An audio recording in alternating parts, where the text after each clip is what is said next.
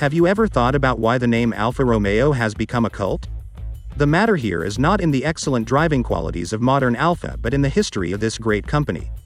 It concerns what magnificent cars Alfa Romeo produced in the past. The Model 8C2900B is one of such brilliance. Alfa Romeo 8C2900B was a true pearl.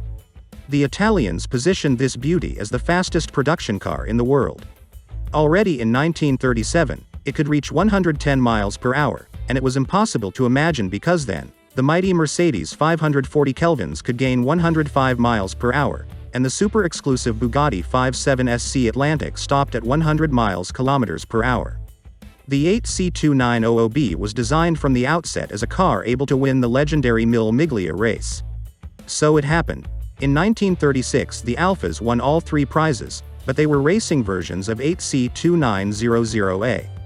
The engines were 40 horsepower stronger, and only 6 Alfas were produced.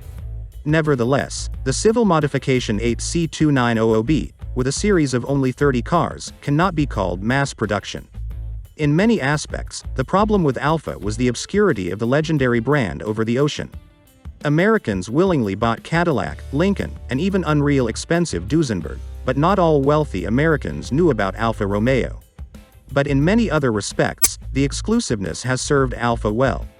It is difficult to believe that today one could buy such a car for less than $10 million. Take a look at the interior of this classic Italian car. Isn't enough luxury here? A big speedometer marked up to 140 miles says that this is a really fast car.